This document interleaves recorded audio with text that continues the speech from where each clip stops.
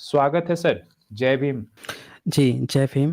आपका और बहुत-बहुत धन्यवाद मुझे यहाँ बुलाने के लिए और जितने भी अ, दर्शक यहाँ देख रहे हैं, आप सभी को नमस्कार मेरे तरफ से। जी।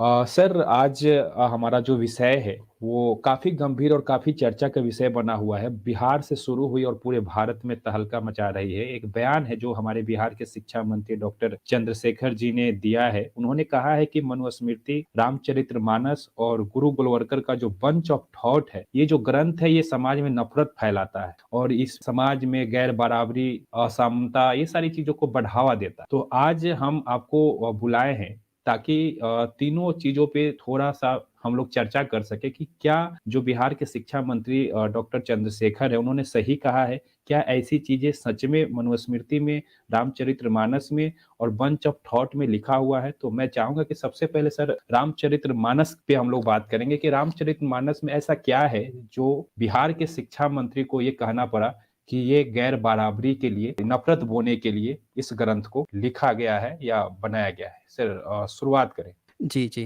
बहुत-बहुत शुक्रिया आपका। सबसे पहले तो मैं आप लोगों को लीगल डिस्क्लेमर यहाँ दिखा देता हूँ। आप जानते हैं कि हम लोगों का जो भी बातें होती है या जो भी हम लोग आपको बताने की कोशिश करते हैं, इनका उद्देश्य साइंटिफिक टेम्परामेंट को एनकरेज करना होता है। अब हम लोग चर्चा करते हैं उस मुद्दे पे, अभी चल क्या रहा है। देखें, कोई भी मंत्री हो, संतरी हो या इवन कोई भी हो, जब भी वो कोई बातें कहते हों, तो हो सकता है उनका अपना परिप्रेक्ष्य हो, उनकी दृष्टि पड़ी हो इन चीज़ों पे। पर चूँकि हम लोगों का इस पर काम है, हम लोग इस पर स्टडी करते हैं और देखते हैं कि समाज में क्या चीज़ें चल रही हैं, वो कितनी सही हैं, कितनी गलत हैं, वो बुराइयाँ आ कहाँ से रही है। अगर समाज में कोई शोषक वर्ग है, शोषित वर्ग है, तो जो शोषक है, उसके अंदर दूसरे को शोषित करने की चीज़ें आ कहाँ से रही है, उसको मोटिवेट कौन कर रहा है, उसको प्रेरणा कहाँ से मिल रही है कि ऐसा करना चाहिए। तो उसका कहीं न कहीं सोर्स जो धार्मिक ग्रंथ होते हैं, वो उसको प्रेरित करते हैं। तो यहाँ पे जो भी उन्होंने कहा है मैंने तो पूरा एग्ज़ैक्टली उनका बयान नहीं सुना है, पर जहाँ तक जो मुझे अभी बात समझ में आई है कि आपने कहा कि उन्होंने कहा है कि मनुस्मृति, रामचरितमानस और कोई गोलकर हैं, उनकी कुछ किताबें हैं, ये नफ़रत पैदा करती हैं, तो ये बिल्कुल सही बात है। इसमें कोई भी दो राय नहीं है। नफ़रत इसलिए पैदा करती हैं क्योंकि हमें सिलसिलेवार ढंग से इन चीज़ों को समझना होगा, कैसे वो नफ़रत पैदा करती हैं। मसलन अगर आप मनुस्मृति को देखें तो बाबा साहब ने उसको जलवा दिया था। 25 दिसंबर 1927 में जला दिया था। तो बाबा साहब ने सफिशिएंट उस पर इतना चीज़ लिख कर गए हैं कि आप उसको सिंपली पढ़ भी लेंगे, तो आपको साफ-साफ पता चल जाएगा कि भई वो किस तरह से नफ़रत पैदा कर रही थी और पूरी दुनिया ने इस बात को स्वीकार किया। कोई ऐसा बंदा नहीं है अभी तक आज तक इस दुनिया में जो बाबा साहब की बात को कह दे कि नहीं उन्होंने गलत किया था। कोई भी ऐसा सिंगल बंदा नहीं है। तो मनुस्मृति तो बात ऐसे ही खारिज हो जाती है, उस पर तो सब लोग सहमत ही हैं। अब यहाँ पे कुल मिला के ये बात आ जाती है कि भई जो रामचरितमानस है, क्या वो नफ़रत पैदा कर रही है कि नहीं कर रही है? वहाँ पे जो श्लोक आते हैं, जो दोहे आते हैं रामचरितमानस में, हम जानते हैं कि रामचरितमानस संस्कृत में नहीं लिखा है। वो लिखा गया, अवधी में लिखा गया और चूँकि जो लेखक था, उसको ब्राह्मण बताया गया है, तो वो मानसिकता जो ब्राह्मण की लेखनी है, उसमें कहीं न कहीं झलकती है। इवन आपने फ़िल्में भी देखी होंगी, जहाँ पे कोई व्यक्ति जब फ़िल्म बनाता है और वो खुद ही अपनी चीज़ों को नैरेट कर रहा होता है, तो वो बताता है कि मैं कितने मुश्किलों से गुज़रा, मुझ पर अत्याचार हुए। वो अपना पक्ष दिखाने की कोशिश करता है और वो उसमें किसी न किसी को विलेन भी बनाता है। वो उसमें अपना पक्ष तो रखता ही रखता है और उसके लिए कोई न कोई विलेन होता है, कुछ न कुछ वो दिखाना चाहता है। तो ये जो रामचरितमानस है, वो भारत के जो 100% लोग हैं, उनकी कहानी ना होके बल्कि एक ब्राह्मण का पक्ष है जो 16वीं 17वीं सदी में अपना पक्ष लिख रहा था। तो कहीं न कहीं उसमें उसने ये दिखाने की कोशिश की है कि उसमें कोई न कोई विलेन है। तो आप पूरा रामचरितमानस पढ़ेंगे तो आपको विलेन तो नज़र आएगा। लेकिन हुआ क्या है कि जब वो लिख रहा है तो जो सामाजिक परिदृश्य है, उसकी जो सोच है वो भी कहीं न कहीं उसमें झलक आती है। तो वहाँ पे एक जगह ये बात आती है कि ढोल, गँवार, शूद्र, पशु, नारी, ताड़न के अधिकारी। उसको मैं आप लोगों को रेफ़रेंस के साथ ही दिखाता हूँ ताकि किताब ही खोल के मैं दिखा देता हूँ। किसी को बिल्कुल भी संदेह नहीं रह जाएगा। पहले तो मैं आप लोगों को ताड़न का अधिकारी जो मतलब है, वो दिखा देता हूँ कि उसका क्या मतलब होता है, ताकि चर्चा जो है और क्लियर हो जाएगी। ये संस्कृत-हिंदी डिक्शनरी है। इसमें आप देख सकते हैं अमूमन जो अवधी भाषा है, उसके भी जो शब्द हैं, वो यहीं से बनाए जाते हैं। तो ये वामन शिवराव आप्टे का है। इनकी किताब जो है, इनकी डिक्शनरी सबसे ज़्यादा फ़ेमस है। तो मैं यहाँ पे आपको दिखा देता हूँ। यहाँ ताड़नम लिखा हुआ है और ये नपुंसक लिंग में इन्होंने इसको माना है। इसका इन्होंने अनुवाद किया है मारना-पीटना हंटर। ताड़नम का मतलब उन्होंने बताया है मारना-पीटना, ये सबसे ज़्यादा ब्राह्मणों के द्वारा उपयोग की जाने वाली सबसे विश्वसनीय डिक्शनरी है। ये बात कहती है कि ताड़नम का मतलब मारना-पीटना हंटर होता है और आगे इन्होंने लिखा है हंटर लगाना मतलब आप समझते हैं चाबुक मारना। आगे ये लिखते हैं वेंत लगाना और फिर आगे हंटर लिखते हैं। यानी यहाँ मार-पीट की बात आई है, कहीं भी कोई शिक्षा वगैरह की बात नहीं आई है। ये तो हुई एक डिक्शनरी। अब मैं एक दूसरी भी डिक्शनरी मैं ले आया हूँ। ये संस्कृत, हिंदी, इंग्लिश डिक्शनरी है। सूर्यकांता की है। ये बीएचयू से हैं। इन्होंने ताड़ना का क्या मतलब दिया है वो भी देख लीजिए। यहाँ ताड़न है, इन्होंने भी इसको नपुंसक लिंग कह के और इन्होंने हिंदी में लिखा है, इसका अनुवाद किया है पीटना, सज़ा देना, आघात। इंग्लिश में लिखा है बीटिंग, स्ट्राइकिंग, हीटिंग, स्ट्रोक। आप यहाँ साफ-साफ देख पा रहे हैं कि इन्होंने साफ-साफ यहाँ पे जो 2 सबसे फ़ेमस डिक्शनरी है, इसमें ताड़ना का मतलब पीटना, सज़ा देना है। कहीं भी एजुकेट करना या देखना, इस तरह की कहीं कोई बात नहीं है। तो डिक्शनरी वाइज़ आपको ये बातें तो क्लियर हो गई होगी। अब यहाँ पे बात आती है कि बेसिकली रामचरितमानस में लिखा क्या हुआ है? क्योंकि जब तक वो हम नहीं देखेंगे ना, तब तक लोगों को क्लियर नहीं हो पाएगा कि वो कह क्या रहा है। तो इसीलिए मैं आप लोगों को वो भी दिखाता हूँ और फिर आप लोगों को थोड़ा और पिक्चर क्लियर हो जाएगी। चूँकि आप जानते हैं कि जो बहुजन समाज है, उसके घर में तो संस्कृत किताबें या वेद-वेद रखने की तो अनुमति थी नहीं। तो 1923 के करीब में एक संस्था थी गीता प्रेस गोरखपुर, उसने क्या किया कि घर-घर पहुँचाने का संकल्प लिया और ब्राह्मण बनिया गठजोड़ मिलकर हर घर में गीता प्रेस गोरखपुर बहुत सस्ते-सस्ते दामों में पहुँचाया गया और वही सभी लोग रेफ़रेंस मानकर उसी से लोग पढ़ते आए, समझते आए और चूँकि रामचरितमानस जो है वो संस्कृत में नहीं लिखा था, तो ये बहुत आसान था कि लोग उसको अपने घरों में रख सकें क्योंकि संस्कृत उनको पढ़ने का अधिकार नहीं था। तो अवधि तो पढ़ सकते थे। तो इसीलिए मैं उसी का जो सबसे विश्वसनीय है, जो घर-घर में मिलता है, उसी का रेफ़रेंस दिखा रहा हूँ। ये आप यहाँ पे देख पा रहे हैं, ये गीता प्रेस गोरखपुर का ये किताब है। मैं बता देता हूँ रेफ़रेंस सटीक मोटा टाइप 3 तरह की आती है, एक छोटी आती है, एक मीडियम साइज़ आती है, एक बड़ा साइज़ आता है, ये बड़ा साइज़ है, ताकि किसी को भी जब रेफ़रेंस खुद से देखना चाहें, तो उनको कोई दिक्कत ना हो। ये यहाँ पे आप देख पा रहे हैं, ये है सुंदरकांड का। सुंदरकांड आपने सुना होगा कि कोई महिला वगैरह या किसी को प्रॉब्लम होती है, तो ब्राह्मण ये कहते हैं, सुंदरकांड करवाइए अपने यहाँ। तो कोई संस्कृत में करवाता है, कोई रामचरितमानस पढ़ता है, सुंदरकांड करवा रहा है कि उनकी विपदा, उनकी दुःख जो है, वो दूर हो जाए। तो यहाँ सुंदरकांड में ही जिस स्त्री की बात आ रही है, वहाँ पे क्या हो रहा है, ये जो नीचे आप यहाँ पे देख रहे हैं सुंदरकांड में, यहीं पे ये श्लोक है, ढोल, गँवार, शूद्र, पशु, नारी, सकल ताड़ना के अधिकारी। अब यहाँ पे आप लोगों को एक बात तो साफ-साफ क्लियर हो गई होगी कि ढोल की बात आई है, गँवार की बात आई है, शूद्र की भी बात आई है, अब पशु की भी बात आई है, नारी की बात आई है, पर जो वर्ण व्यवस्था है, ब्राह्मण, क्षत्रिय, वैश्य, शूद्र, उस चारों में से सिर्फ यहाँ शूद्र की चर्चा हुई है। आप किसी की चर्चा करते हैं, तो उसके साथ आप किस चीज़ की तुलना कर रहे हैं? तो शूद्र के साथ किसकी तुलना की गई है? तो नारी की भी तुलना की गई है, क्योंकि नारी को माना गया है कि वो भी शूद्र ही है। पढ़ने-लिखने का अधिकार नहीं था, उसको बिल्कुल पढ़ने का अधिकार नहीं था, पूरे मनुस्मृति में शूद्र और नारी को पढ़ने का अधिकार नहीं दिया गया। तो यहाँ तुलना जो है बड़ी मैच बैठ रही है शूद्र और नारी की। अच्छा, दूसरी बात क्या है कि इन दोनों की तुलना जो है वो साथ में पशु से भी कर दी गई है। पशु जो है जिसको आप जानवर कहते हैं, लोग कहते हैं कि जब कोई लड़ाई झगड़ा हो जाता है और कोई बहुत परेशान करता है तो तुम जानवर हो क्या? जानवर जैसा बिहेव कर रहे हो? मतलब एक असभ्य इंसान की तुलना वे इसलिए इन दोनों के बीच में पशु भी ला दिया गया है कि इनकी तुलना पशु से हो रही है जानवर से। और तो और उससे पहले गँवार भी लगा दिया गया है। यानी कि जो सबसे गँवार होता है, बेवकूफ़ होता है, आप कहते हो ना तुम गधा हो क्या? तुम घोड़ा हो क्या? ऐसे लोग कहते हैं ना, तुलना करते हैं। जी, जी। फिर उसमें कहते हैं तुम बड़े दुष्ट हो। तो यहाँ पे आप देखें कि गँवार भी कहा गया है कि तुम धूर्त हो, दुष्ट हो, पशु हो, जानवर हो, शूद्र हो, नारी हो, ऐसे कहा गया है। ये तुलनात्मक चीज़ें आप कंपेयर कर सकते हैं, सर क्योंकि यहाँ एक पे चीज़ ब्राह्मण, क्षत्रिय, सर वैश्य की बात नहीं आई है। जी, जी, बोलें। जी, मैं यहाँ पे कहना चाहूँगा मैंने काफ़ी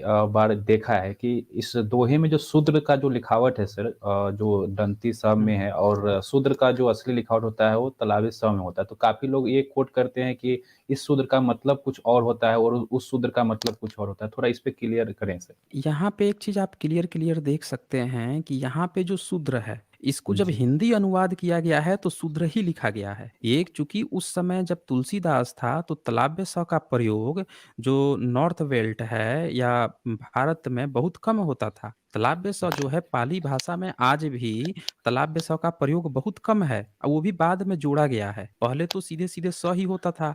तभी तो आज भी पूरे भारत के लोगों को तलाब्य स का उच्चारण में दिक्कत आती है। कोई भी उच्चारण जो है आप पूरे बिहार में चले जाइए, बंगाल में चले जाइए, वो कभी भी शिक्षा को शिक्षा बोलेंगे। वो स, छ, त्र, ज्ञ इसका उच्चारण जो है कंप्लीटली नहीं करते हैं क्योंकि ये पाया ही नहीं जाता था।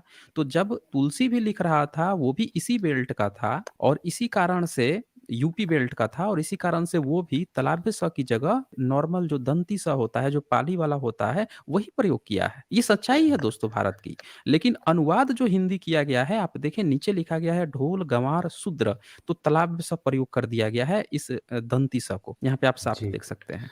यानी इसी की बात हो रही है।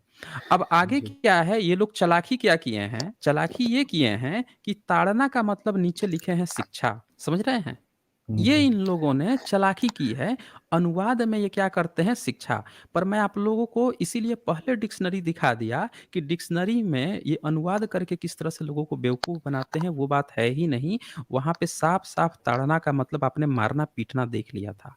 और दूसरा चीज़ कि ये तुलनात्मक रूप से आपने देख लिया कि ढोल को मारा-पीटा जाता है, गँवार, शूद्र, पशु, नारी की एक साथ तुलना की गई है यानी इन सबको ही ब्राह्मण, क्षत्रिय, वैश्य से नीचा माना गया है और इसीलिए एक साथ तुलना की गई है। अब यहाँ पे इनकी जो चालाकी है कि यहाँ शिक्षा के अधिकारी हैं लेकिन ऊपर आप देखेंगे प्रभु ने अच्छा किया जो मुझे शिक्षा अब ब्रैकेट में दंड कर दिया है इन्होंने। चालाकी देखिए इनकी। हुँ। नीचे शिक्षा किया वहाँ दंड नहीं लिखा, लेकिन ऊपर शिक्षा के ब्रैकेट में दंड लिखा।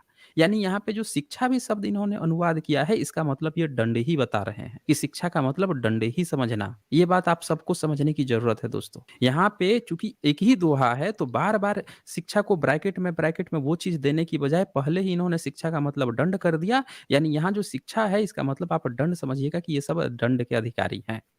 ये तो हुई एक बात। अब यहाँ पे सवाल ये है कि जो लोग कहते हैं कि नहीं नारी को और इनको देखने की बात हुई है, तो भाई ढोल को कौन देखता है? ढोल जो है कौन देखता है? और गँवार को कौन देखता है? किसी के पास इतना फालतू समय है कि गँवार को देखेगा, ढोल को देखेगा, शूद्र को देखेगा, पशु को नारी को क्या देखना होता है? मतलब क्या देख रहे हो? नहा रही है, वॉशरूम जा रही है या पढ़ने-लिखने जा रही है, क्या आप उसको देखते रहोगे? करोगे क्या ये? तो ये सिर्फ़ बेवकूफ़ बनाने वाली बात है। यहाँ पे साफ-साफ आप देख रहे हैं कि तुलना ही गलत की गई है और फिर यहाँ पे इनको मारने की बात की गई है। अब ये तो एक बात हुई, अब प्रसंग क्या है ये समझिए। चल क्या रहा है कि जो समुद्र जो है वो ब्राह्मण बन के आया है। ये ऊपर वाला आप यहाँ पे सबसे देख सकते हैं यहाँ पे, मकर उरग झग गन अकुलाने, जरत जंतु जलनिधि जब जाने। कनक थार भरी मणिगन नाना विप्र रूप आयहु तजिमाना।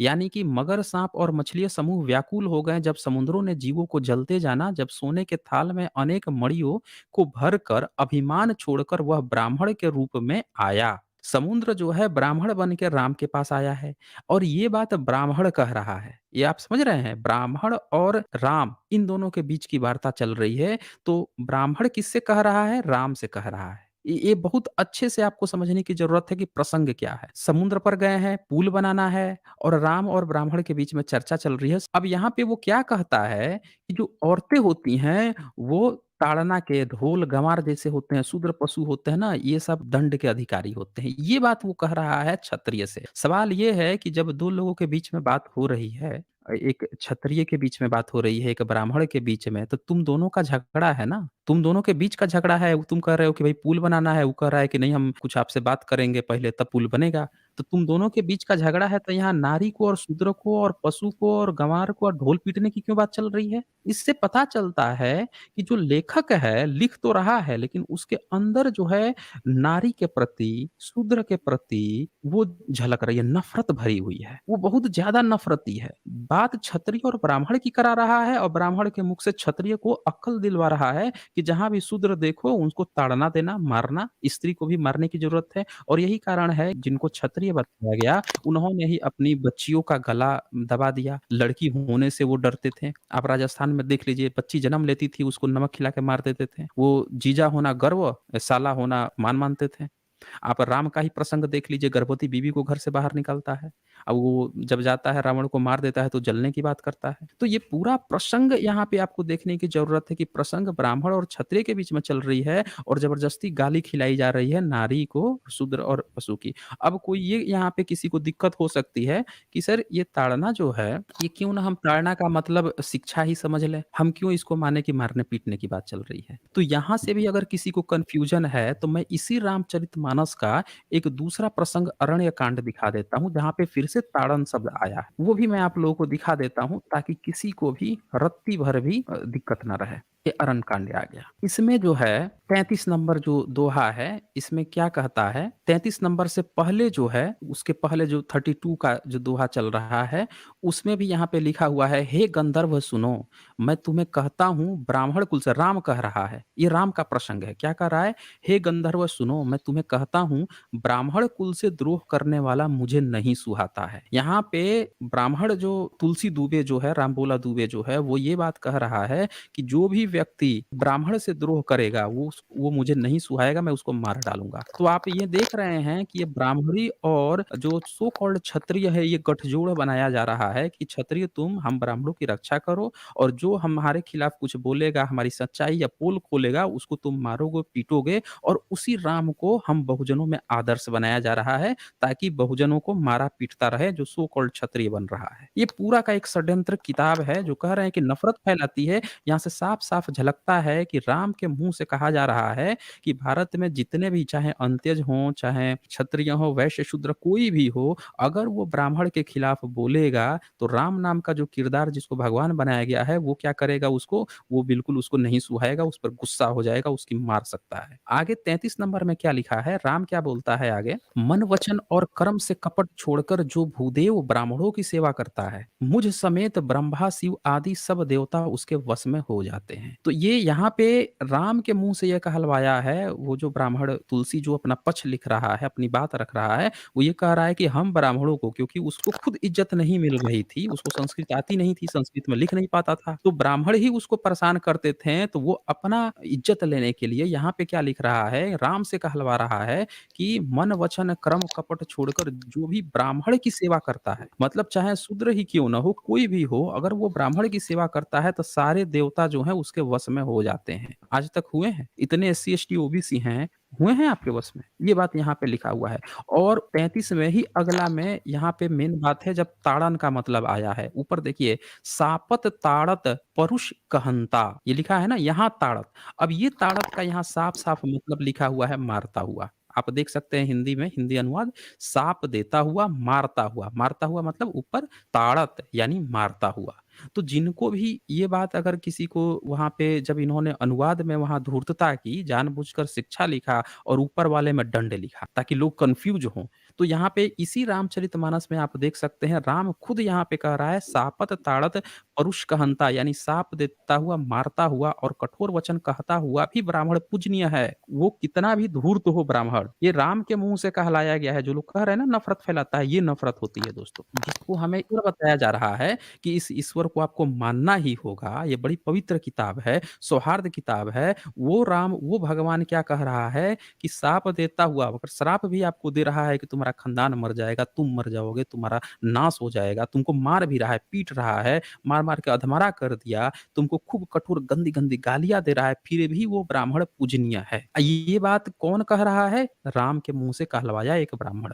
और जो लोग भी ये इसका सपोर्ट कर रहे हैं इस किताब का, वो सीधे-सीधे ये बात कहने का प्रयास कर रहे हैं कि भई हम यहाँ के बहुजनों को मारेंगे, पीटेंगे, गाली-गलौज करेंगे, श्राप देंगे, कुछ भी करेंगे, फिर भी हमारा वर्चस्व होना चाहिए, हमको तुम्हें इज़्ज़त देनी ही पड़ेगी। ये सीधे-सीधे गुंडागर्दी है ये। यहाँ से आप साफ-साफ देख सकते हैं कि भई आप ये बताएँ, कॉन्स्टिट्यूशन में अगर कोई व्यक्ति आपको गाली-गलौज कर रहा है, आपको मार रहा है, पीट रहा है, इस तरह की गंदी-गंदी बातें कर रहा है, क्या वो आप पूजनीय होगा आपका? नहीं हो सकता। लेकिन ये किताब के माध्यम से कहलवाया जा रहा है, एक भगवान के माध्यम से कहलवाया जा रहा है कि नहीं, तब भी ब्राह्मण पूजनीय है। और आगे क्या लिखता है? "ऐसा संत कहते हैं", सुन लिया आपने? "शील और गुण से हीन भी ब्राह्मण पूजनीय है"। आगे क्या कह रहा है कि जो ब्राह्मण जो है, वो चाहे कितना भी शील उसमें नहीं हो, गुण से भी हीन हो, फिर भी आपको उसकी पूजा करनी पड़ेगी और गुण गणों से युक्त और ज्ञान में निपुण भी शूद्र पूजनीय नहीं है। यानी कि जो शूद्र जो है वो कितना भी गुण से युक्त हो, उसके अंदर कितनी भी क्षमता हो, कितनी भी एबिलिटी हो, क्लेब्रिटी हो, वो कितना भी पढ़ा-लिखा हो, ज्ञान में निपुण हो, फिर भी वो पूजनीय नहीं है। अब मुझे ये बताएँ कि क्या ये श्लोक देख के कोई भी माई का लाल, कोई भी भारत का वो व्यक्ति कह सकता है कि ये किताब नफ़रत नहीं फैला रही हम बहुजनों के बीच में? गौतम जी आप बताएँ, आपको क्या लगता है इस पे? नहीं, बिल्कुल ये तो जानकर, सुनकर, पढ़कर जो आप बता रहे हैं, इससे तो पूरा रोंगटा खड़ा हो जा रहा है। बिल्कुल, यहाँ पे सीधे-सीधे ये बात आ रही है कि भई आप वो कितना भी धूर्त हो फिर भी वो पूजनीय है। और कौन लोग ये क्लेम कर रहे हैं? जो भी मंत्री हों जिन्होंने भी इस किताब को कहा है कि नफ़रत फैला रही है, बिल्कुल सही कहा है। 100% नहीं 200% सही कहा है। पूरे बहुजनों को खड़ा होना चाहिए कि भाई ये किताबें जो हैं हमको कैसे आप हम पर थोप रहे हो और ये किताबें हमारे बारे में गंदी-गंदी गालियाँ दे रही हैं। हमें कह रही हैं कि हम कितने भी ज्ञान से युक्त हो जाएँ, निपुण हो जाएँ, फिर भी हम पूजनीय नहीं हैं और वो कितना भी मार रहा है, पीट रहा है, गाली-गलौज कर रहा है, फिर भी पूजनीय है। तो ये किताब हम बहुजनों की किताब हो ही नहीं सकती। हम बहुजनों के लिए ये किताब हो ही नहीं सकती और वास्तव में अगर राम के ये वचन हैं, तो वो राम भी हमारा हो ही नहीं सकता। कतई नहीं हो सकता है ये। आप कमेंट में लिखकर बताइए कि हम कैसे मान लें कि जो व्यक्ति कह रहा है कि ये शूद्र जो हैं पूजनीय नहीं है, चाहे कितने भी गुण वाले हों, ज्ञान में निपुण हों, फिर भी हम उसको भगवान मानें? और किस मुँह से मान रहे हैं? जितने भी लोग दर्शक हैं, आप सबको ये वीडियो ज़्यादा से ज़्यादा शेयर करनी चाहिए, ये सच्चाई पहुँचानी चाहिए। ये यहाँ पे चीज़ है और ताड़न का मतलब यहाँ देख सकते हैं राम के मुँह से साफ-साफ कहवाया गया है कि शापत ताड़त यानी ताड़त का मतलब मारता हुआ ही है। तो ये तो एक नॉर्मल बात थी। नॉर्मल कहने का मतलब ये है कि यहाँ पे ये जो बात लिखी गई है, ऐसी और भी बहुत सारी बातें और लिखी गई हैं यहाँ पे। मतलब तुलसी के लिए ये नॉर्मल बात है कि उसको लोग पूजनीय माने और शूद्र को और भारत जो स्त्री हैं, इन सबको कितना भी मारा-पीटा जाए, कितना भी पढ़ लिख ले, लेकिन वो पूजनीय नहीं है। और भी बहुत सारे एग्ज़ाम्पल्स हैं, एग्ज़ाम्पल की झड़ी लगी हुई है। स्त्रियों के बारे में बहुत गंदी-संदी बातें आई हुई हैं। उनको बताया जा रहा है कि उत्तरकांड में 98 का ख, इसमें यहाँ पे लिखा है नारी विवश नर सकल गोसाई, नाचहि नट मरकट की नाई। हे गोसाई सभी मनुष्य स्त्रियों के विशेष वश में हैं। मतलब स्त्रियों के विशेष वश में कैसे हो सकते हैं भाई साहब? और क्या लिख रहा है कि और बाजीगर के बंदर की तरह मतलब उसके नचाए नाचते हैं। मतलब इस व्यक्ति की जो लेखक है इस किताब का उसकी मानसिकता देखिए कि वो बोल रहा है कि जितने भी मनुष्य हैं इस कलयुग में ये कहला रहा है बेसिकली काकभूसुंडी से कहलवा रहा है। काकभूसुंडी को इन्होंने रामचरितमानस के अनुसार बनाया है बताया है कि वही कहानी सुनाता है पूरा रामायण की, कौवा है एक। तो वो क्या हुँ। बता रहा है कि भई जितने भी जो मनुष्य हैं सब स्त्रियों के वश में होते हैं और वो बाज बंदर की तरह नाचते हैं। भई कितनी झूठी बात है। स्त्री जो है अगर आप अपनी माँ की बात मान रहे हैं, आप अपनी बहन की बात मान लिए या पत्नी की भी बातें आप मान लिए, तो वो कह रहा है कि वो बंदर की तरह नाचते हैं। ये बताइए कि ये गलत चीज़ नहीं लग रही है आप लोगों को? ये माताओं का अपमान नहीं है? एक माता जो है अपने बच्चे को पालेगी-पोसेगी नहीं, उसको अच्छी शिक्षा नहीं देगी। यहाँ पे कहीं ये बात नहीं लिखी हुई है कि कोई विशेष तरह की स्त्री की बात कर रहा है। सीधे-सीधे कह रहा है सभी मनुष्य स्त्रियों के विशेष वश में हैं और बाजीगर की तरह बंदर की तरह नाचते हैं। आगे क्या लिखता है कि ब्राह्मणों को शूद्र ज्ञानोपदेश करते हैं और गले में जनेऊ डालकर कुत्सिक दान लेते हैं। अब ब्राह्मणों को शूद्र ज्ञानोपदेश करते हैं। भाई आपने तो शूद्र को कभी पढ़ने-लिखने दिया नहीं था, आपको ज्ञानोपदेश 17वीं सदी में कर कौन रहा था? हुँ, जब जो है आपने 17वीं सदी में ये बंदा लिख रहा है और 17वीं सदी में किसी शूद्र को ये पानी नहीं पीने देते थे, एजुकेशन नहीं दिए, कभी घुसने मंदिर में घुसने नहीं दिए और बोल रहा है कि ये गले में जनेऊ डाल के इनको सिक तान लेते हैं। किससे ले रहे थे भाई साहब? तो यहाँ पे ये बंदा जो है झूठी बातें भी लिखता है, झूठे दोष भी लगा रहा है और तो और कुछ और पॉइंट्स आपको दिखा देता हूँ ये 2 नंबर है ये, उत्तरकांड का ही है, 1002 पेज पर। इसमें ये 2 नंबर जो है ये क्या लिखता है ये, नीचे वाला जो तर्क करके वेद की निंदा करते हैं। यहाँ पे ये बात भी इन्होंने मेंशन किया है जो रामपूला दुबे, तुलसी दुबे जो व्यक्ति है, वो क्या कहता है कि जो तर्क करके वेद की निंदा करते हैं। मतलब जो वेद हैं इनकी उस पर आपको तर्क आर्गुमेंट नहीं करना है। क्रिटिकली आपको नहीं सोचना है। आपको अंधभक्त बनना है। ये किताब जब हमारा कॉन्स्टिट्यूशन क्या कहता है हमें कि आपको साइंटिफिक टेम्परामेंट रखना है। उसको एनकरेज करना है, लोगों में एनकरेज करना है। और ये किताब क्या कह रही है कि जो तर्क करके वेद की निंदा करते हैं, अरे भैया हम तर्क करेंगे कुछ गलत लगेगा तो निंदा क्या, हम तो सीधे-सीधे आलोचना करेंगे। आलोचना तो हमारे एजुकेशन का सबसे वो अहम पार्ट है। उसी की बदौलत लोग आगे बढ़ते हैं। विपक्ष जब तक सत्ता की आलोचना नहीं करता है, तब तक हो सकता है कि सत्ता में कुछ काम गलत हो रहा हो तो वो सही भी नहीं करेगा, वो तो तानाशाह बन जाएगा। तो आलोचना जो है, निंदा जो है, ये तो आगे बढ़ने का सबसे अच्छा नज़रिया है। और ये बंदा क्या कह रहा है कि आपको लॉजिकली भी तर्क नहीं करना है वेद के खिलाफ। बिल्कुल तर्क इस्तेमाल ही नहीं करना है और वेद की तो कतई निंदा नहीं करना है। वे लोग कल्प-कल्प करके एक-एक नरक में पड़े रहते हैं। वो बोल रहा है कि उल्टे आप नरक में भी पड़ोगे, श्राप भी दे रहा है, धमकी भी दे रहा है। अब ये बताइए ये किताब तो सीधे-सीधे हमारा जो कॉन्स्टिट्यूशन की मूल भावना है कि साइंटिफिक टेम्परामेंट को एनकरेज करना है, उसको भी तार-तार कर रही है ये किताब। और तो और नीचे देखिए उसके नीचे जे परनाधम तेली कुम्हारा स्वपच किरात कोल कलवारा। ये देखिए तेली कुम्हार चंडाल भील कोल और कलवार आदि जो वर्ण में नीचे हैं, स्त्री के मरने पर अथवा घर की संपत्ति नष्ट हो जाने पर सिर मुड़ाकर सन्यासी हो जाते हैं।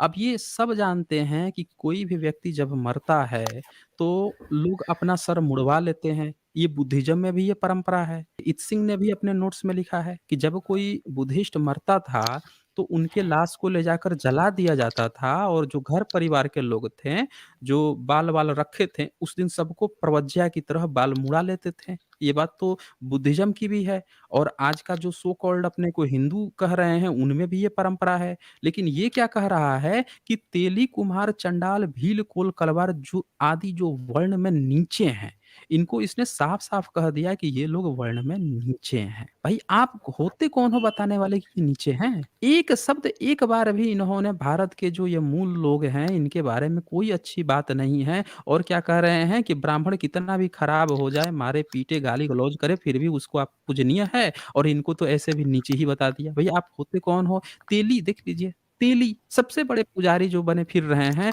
उनको नाम आ रहा है कुम्हार, प्रजापति, लोग नाम घूमे फिरे पड़ रहे हैं कि हम तो भैया वो हो गए हैं ब्राह्मण ही बन गए हैं। देख लीजिए, इन सबको जो है एक ब्राह्मण कह रहा है, ये वर्ण में नीचे है, नीच बता रहा है। और क्या कह रहा है? सिर मुड़ाकर सन्यासी हो जाते हैं।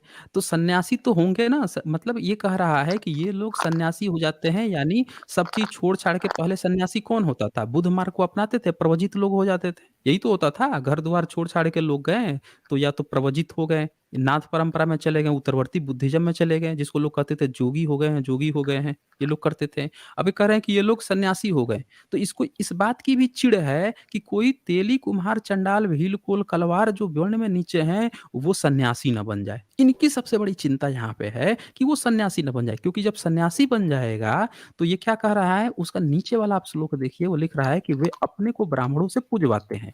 अरे भैया तो जब सन्यासी हो गया, जंगल में चल गया, सब चीज़ नष्ट हो गया तो पूजवा थोड़े रहा है वो। जो पूजेगा वो ना जाके उसको पूज रहा है। तो ये कह रहे हैं वो अपने को ब्राह्मणों से पूजवाता है। भैया ब्राह्मण पूज ही देगा उसको, तो उसमें सन्यासी की क्या गलती है? तो क्या कह रहा है कि अपने को ब्राह्मणों से पूजवाते हैं और अपने ही हाथों दोनों लोक नष्ट करते हैं। तो भैया वो अपना लोक नष्ट कर रहा है तो तुम पूज क्यों रहे हो? अपने ब्राह्मणों को समझाना चाहिए आपको कि तुम क्यों पूज रहे हो उसको।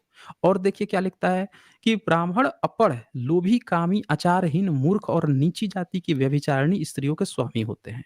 अब ये कह रहा है कि ब्राह्मण जो है कलयुग में काकभूषुंडी ये बता रहा है कि कलयुग में ब्राह्मण जो है अनपढ़ हो जाता है, लोभी भी हो जाता है, कामी भी हो जाता है, आचारहीन भी हो जाता है, मूर्ख और नीची जाति की जो व्यभिचारिणी व्यभिचारिणी शब्द नहीं है, इन्होंने जानबूझ के डाला है क्योंकि यहाँ से इनकी पोल खुल रही है। ऊपर लिखा है ना निराचार सठ वृषली स्वामी, यहाँ वृषली का मतलब अछूत होता है, जिनको नीची जाति जो बोलते हैं, वो होता है। लेकिन यहाँ पे इसने क्या लिखा नीची जाति तो लिखा, अब ब्रैकेट में खुद से व्यभिचारिणी लिख दिया, ताकि इनकी जो अनुवादक लोग हैं इनकी पोल ना खुल जाए कि स्त्रियों के प्रति जो है वो कितना ज़हर रखता था जो तुलसी दुबे जो था, कि नीची जाति की जितनी भी स्त्रियाँ होती हैं इन सब के ही स्वामी होते हैं कौन? तब ब्राह्मण, अनपढ़ होते हैं और कामी आचारहीन। तो भैया जब इतना होते ही हैं कलयुग में ये बात जब कह रहे हो तो क्यों वहाँ पे बोल रहे थे कि फिर भी वो पूजनीय है? यहाँ पे दोनों बात समझिए, ये बोल रहा है कि कलयुग में ब्राह्मण जो है ऐसा-ऐसा है, फिर भी कह रहा है कि ये पूजनीय है। समझ रहे हैं? इस चीज़ को जी। सबको समझना होगा कि ये एक्सेप्ट करने के बाद भी कि ये धूर्त हैं, फिर भी आपको वो पूज्य हैं, ये बात आपको ये कह रहा है। फिर और तो और, ये नीचे इसको इस बात की भी दिक्कत है कि शूद्र नाना प्रकार के जप, तप और व्रत करते हैं। इसमें भी इनको दिक्कत है कि भैया शूद्र है तो उसको जप, तप, व्रत करने का अधिकार नहीं है तथा ऊँचे आसन पर बैठकर पुराण कहते हैं। उसको पुराण भी नहीं बोलना चाहिए। सब मनुष्य मनमाना आचरण करते हैं। मतलब यहाँ पे इस श्लोक से ये झलक रहा है कि ये व्यक्ति जो लिखने वाला रामचरितमानस है, वो ब्राह्मण है और उसके मन में इस बात अच्छी तरह से घुसी हुई है कि किसी भी शूद्र को अधिकार ही नहीं है कि पुराण भी पढ़ सके। वेद को तो उसने बोल दिया कि वेद पर तो आप तर्क और आर्गुमेंट करना ही करना नहीं है। प्लस आप जो है चाहे कितना भी शूद्र हो जाएँ, तब भी आप जप, तप, व्रत नहीं कर सकते, ऊँचे आसन व्यास गद्दी पर नहीं बैठ सकते। यही कारण था कि यामिनी साहू जो थी मध्य प्रदेश की, उनको फ़ोन करके ब्राह्मणों ने कहा, क्योंकि वो साहू थीं, तेली समाज से आती थीं, उनको उसने क्या कहा कि तुम मुजरा करो लेकिन व्यास गद्दी पे नहीं बैठ सकती हो, कथा नहीं वाच सकती। ये इन लोगों ने धमकी दी। अब यहाँ से जो भी बहुजन लोग हैं, एससी, एसटी, ओबीसी जो भी लोग हैं, अगर आपके मन में थोड़ा-सा भी कन्फ्यूजन है इस रामचरितमानस को लेकर, तो ये साफ-साफ यहाँ पे लिख दिया है। शूद्र के प्रति आप यहाँ पे देख सकते हैं कि कितनी नफ़रत भरी पड़ी है। अगर आप पढ़ लिख के भी विद्वान हो जाएँगे, तो भी उसकी नज़र में आप नीच ही हैं। अब आप मुझे बताइए कि किस ज़बान से, किस मुँह से आप सोच रहे हैं कि इस किताब में कुछ अच्छी बातें होंगी? आपके लिए होंगी?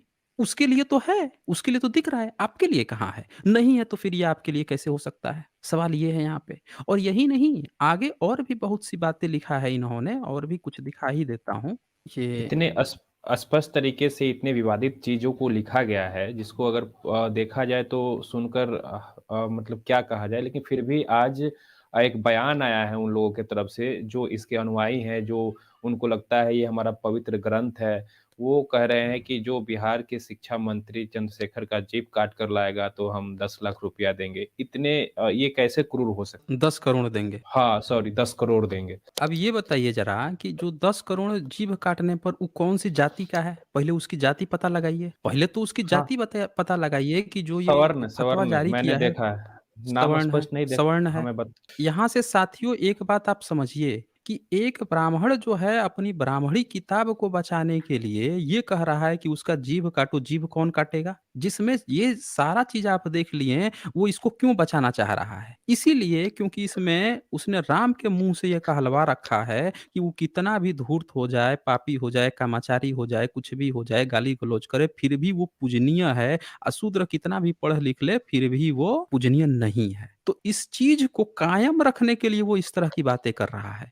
अब सवाल ये है कि उसके पास 10 करोड़ रुपया कहाँ से आया? यहाँ लोग 2 जून रोटी खाने के लिए परेशान हैं, अपनी ज़िंदगी जीने के लिए लोग परेशान हैं, और बताइए 10 करोड़ का फतवा जारी कर रहा है, जीभ काटने पर इतना पैसा हो गया है। लोगों के इतने मुँह बढ़ गए हैं। हम भारत के लोग जो हैं, जो हम हमारी प्रस्तावना, कॉन्स्टिट्यूशन की प्रस्तावना इस बात को कहती है कि भई हम सभी भारत के भाई-बहन हैं। साइंटिफिक टेम्परामेंट को एनकरेज करना है। हमारे यहाँ परंपरा रही है, शस्त्रार्थ की परंपरा रही है हमारे यहाँ। हमारे यहाँ आलोचना की पद्धति रही है। हमारा आप देखें, इतिहास देखें, प्राचीन इतिहास देखें तो बुद्ध मार्गा को देख लीजिए। बुद्ध सबसे बैठ के डिबेट करते थे। जितने भी लोग आते थे, इतने बड़े-बड़े विद्वान आते थे, बैठ के उनके डिबेट की चर्चा होती है। आज भी चर्चा होती है कि सबसे ज़्यादा डिबेट जो है बुद्ध ने किए हैं। तो भाई जब हमारे यहाँ डिबेट की बातें आई हैं कि अगर किसी किताब में या कोई अपने फिलॉसफी को लेकर उसके अंदर वो भरा हुआ है कि हमारे यहाँ हम बहुत ज़्यादा, आप जानते हैं हमारा फिलॉसफी बहुत ज़्यादा स्ट्रॉन्ग है, तो बैठ के डिबेट कीजिए। ये क्या होता है कि फतवा जारी कर रहे हैं, ये जीभ काट लेंगे, ये काट लेंगे। भई ये तो हमारे परंपरा को हमारे मलिन करना है। हम भारतीयों के कल्चर को मलिन करना है, बदनाम करना है। हमारे देश बदनाम हो रहा है इस तरह की चीज़ों से। इसका तो ये मतलब निकल रहा है नहीं। तो ये चीज़ें हैं। अब यहाँ पे एक चीज़ और मैं दिखा देता हूँ आपको इसी में। यहाँ पे लिखा है, अधम जाति में विद्या पाए, भयउ जथा अहि दूध पियाए। क्या कह रहा है कि नीच जाति में विद्या पाकर ऐसा हो गया जैसे दूध पिलाने से साँप। बताइए ज़रा कि कोई व्यक्ति जो है नीच जाति का, ये कौन कह रहा है नीच जाति? एक तो पहले नीच बना दिया, अब क्या कह रहा है कि वो विद्या पाकर ऐसे हो गया जैसे साँप को आप दूध पिला रहे हो। तो भैया ये तो बात वो है कि साँप तो दूध पीता है तो वैसे भी मर जाता है। हम सब जानते हैं कि साँप दूध पिएगा, निमोनिया होगा, मर जाएगा। तो यहाँ पे क्या कह रहे हैं कि जो नीच जाति है उसको विद्या पाना ही नहीं चाहिए। उस वैसा है जैसे साँप को आप दूध पिला रहे हैं। इसका कहने का मतलब ये है कि साँप को दूध पिला के पालना-पोसने वाला चक्कर है, उल्टा बोल रहा है। लेकिन यहाँ पे क्या है कि नीच जाति कहना चाहता है कि नीच जाति को विद्या पाने का ही हक नहीं। अब ये किताब नफ़रत नहीं बाँट रहा है। बाबा साहब ने हम लोगों को मनुस्मृति क्यों जलाई थी? इसलिए ना जलाई थी कि भई हमारे जो बहुजन को, शूद्र को, अंत्यज को पढ़ने-लिखने का अधिकार नहीं था, तो सबको पढ़ने का अधिकार मिले, क्योंकि मनुस्मृति में हमारे लिए कहीं भी पढ़ने का अधिकार ही नहीं था। बाबा साहब ने जला दिया किताब। और ये किताब भी कह रहा है कि नीच जाति को विद्या पाकर, तो ये किताब जो है ये तो ज़हर बाँट रहा है हम लोगों को। भाई हमारे कॉन्स्टिट्यूशन के अगेंस्ट में बात कर रहा है। ये हमारे शिक्षा को रोकने की बात कर रहा है। हम लोग को साँप बोल रहा है कि साँप, हम लोग अगर पढ़ लिख लिए हैं, तो ये हम लोगों को साँप की तरह दूध पिला के ज़हर वाली बात कर रहा है ये हम लोगों से। इतनी नफ़रती किताब है ये। और ये बोल रहे हैं कि इससे नफ़रत बढ़ रहा है। किताब खोल के दिखा दिए तो। हम कह रहे हैं कि ऐसी किताबें जो हैं, जो नफ़रत बाँट रही है, गवर्नमेंट को इस पर बैन कर देना चाहिए। ये हम भारतीयों का अपमान है। हमारे कॉन्स्टिट्यूशन का अपमान है कि ऐसी किताबें हम लोगों के प्रति इस तरह से इतनी भयंकर, ये रोक देंगे हम लोग को एजुकेशन से। ये किताबें हम लोग को एजुकेशन से रोकेंगी और ये ज़हर बाँट रही है किताब। तो यहाँ पे यही नहीं, और भी मैं आप लोगों को दिखा देता हूँ क्या-क्या बातें लिखी हुई हैं।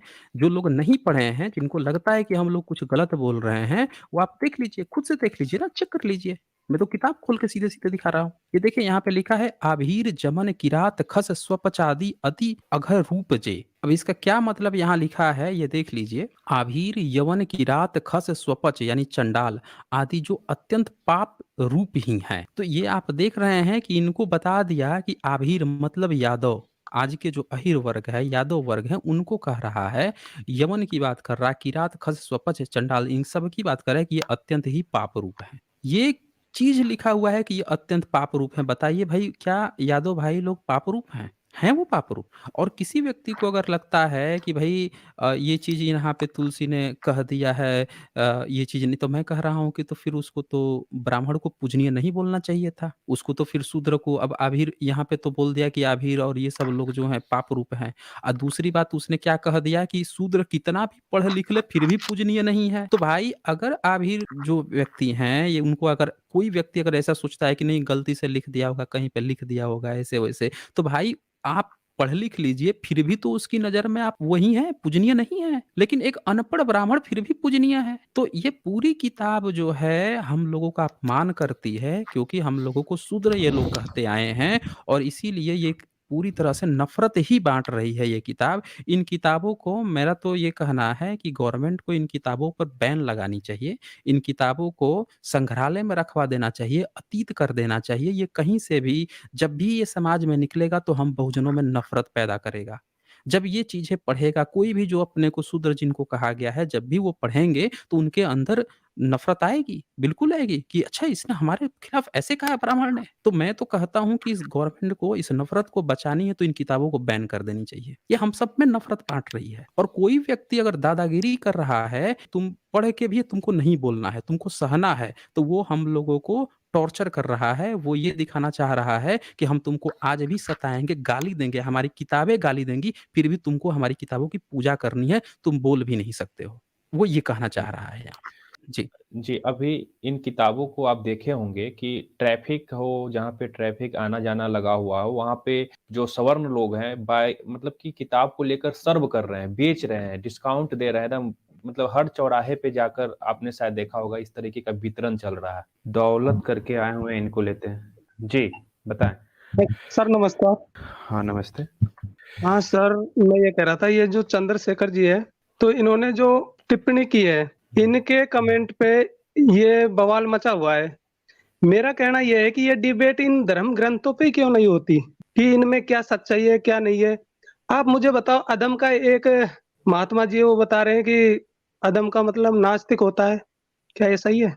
जी सर, बताएँ आप साइंजनी से। देखें, अधम का मतलब जो है वो कहीं से भी नास्तिक नहीं होता है। ये अगर नास्तिक होता तो इनके पास शब्द था ना नास्तिक, वो कर देते वहाँ पे। अधम का मतलब जो है वो नास्तिक कर देते हैं। मैंने अभी आपको पीडीएफ पे दिखाया, वहाँ पे भी कहीं भी अधम का मतलब नास्तिक नहीं बताया गया है। और ये खुद से ये लोग कहते हैं ना, जब इनकी पोल पट्टी खुल जाती है अच्छी तरह से, बुरी तरह से इनकी पोल पट्टी खुल जाती है, तब ये क्या खुद से ये बना के अपना अपने तरफ से ये उन चीज़ों का अर्थ बदलना शुरू कर देते हैं। तो वो जो व्यक्ति है वो खुद से ही अर्थ बदल रहे हैं। कहीं भी ये चीज़ जो है लिखी ही नहीं गई है कि अधम का मतलब नास्तिक होता है। ये दिखा दें, अधम का मतलब। अगर अधम नास्तिक है तो धर्म क्या है? धम्म क्या है? वो बता दें फिर। धम्म जो है वो क्या है? बिल्कुल सही बात। हाँ, वो बताना पड़ेगा ना उनको कि धम्म क्या है। तो धम्म क्या है तो फिर तो सबके सब नास्तिक हो गए। मुस्लिम भी फिर इनके लिए नास्तिक हो गया। मुस्लिम जो है जी, जी ईसाई भी सर। फिर नास्तिक हो गया, क्योंकि फिर इनके तो धर्म को नहीं ना मान रहा है वो। लेकिन बिल्कुल वो सर, तो कह रहा बिल्कुल। है कि वो खुद आस्तिक है। वो कह रहा है कि वो आस्तिक है, ये लोग नास्तिक है, ये लोग काफिर हैं। अब मैं दिखा देता हूँ यहाँ पे स्क्रीन, रामचरितमानस ही ओपन करके दिखा देता हूँ ना, मैं यहीं खोल के दिखा देता हूँ, सब लोग अभी साफ-साफ देख लेंगे अधम का मतलब क्या है। ये लोग अपने मन से जबरदस्ती जो है वो बदल देते हैं, अर्थ बदलते हैं। ये स्क्रीन शेयर कर दीजिएगा। जी। ये अरण्य कांड का यहाँ पे है ना, अधम ते अधम अधम अति नारी लिखा है ना। हिंदी अनुवाद में इन्होंने क्या नास्तिक लिखा है यहाँ पे? इन्होंने तो लिखा है जो अधम से भी अधम है, स्त्रियां उनमें भी अत्यंत अधम है, उनमें भी है पाप नाशन। मतलब जो अधम का मतलब यहाँ नीच से है, जो नीच है उससे भी नीच, उसमें भी स्त्रियां उससे भी ज्यादा नीच हैं और उनमें भी पाप नाश। अगर बताइए स्त्रियां हुँ। नास्तिक होती हैं, यहाँ तो नास्तिक अगर है अधम का मतलब, तो जो नास्तिक में नास्तिक है स्त्रियां उससे भी ज्यादा नास्तिक हैं, ये मतलब होगा। बताइए जरा आप। बिल्कुल सही बात है सर, स्त्रियां तो लेकिन मुसलमान तो भाई स्वयं नास्तिक, आस्तिक है और वो भाई नहीं, आप यहाँ पे ये देखिए कि स्त्रियाँ जो होती हैं, आपको कितने जैसे नास्तिक मिल जाएँगे जो ये कहेंगे मैं तो नास्तिक बन गया हूँ, लेकिन मिसेज अभी आस्तिक बनी हुई हैं। तो ज़्यादातर स्त्रियाँ जो हैं, वो तो आस्तिक होती हैं। तो ये तो बोल रहा है कि स्त्रियाँ उनमें भी अत्यंत अधम है। ये स्त्रियाँ लिखा है, एक स्त्री की बात नहीं हो रही या किसी नास्तिक स्त्री की बात नहीं हो रही। स्त्रियाँ, सारी स्त्रियों की बात हो रही है यहाँ पे। जितनी भी हाँ, स्त्रियाँ हैं सबकी बात हो रही है, तो ये प्रसंग जो कह रहा है कि अधम का मतलब नास्तिक होता है, वो बेवकूफ बना रहा है। अपनी किताब खोल के देख ले, प्रसंग ही नहीं बनता है यहाँ पे नास्तिक का। और नास्तिक होता तो वो नास्तिक लिख देता ना। इतना अधम ते अधम अधम अति नारी लिखने की क्या जरूरत थी? नास्तिक शब्द था, ये लिख देता कि नारी नास्तिक होती है, जो नास्तिक नारी होती है वो दुष्ट होती है, धूर्त होती है। और वो नास्तिक होगी तो धूर्त और नास्तिक कैसे हो जाएगी? वो भी गलत हो ही जाएगा। तो उसने तो यहाँ कुछ और लिखा है, वो जबरदस्ती अपनी कहानी गा रहा है जो भी व्यक्ति बोल रहा है। जी। सही कह रहे हो सर आप। धन्यवाद सर। ओके। हुँ। ओके।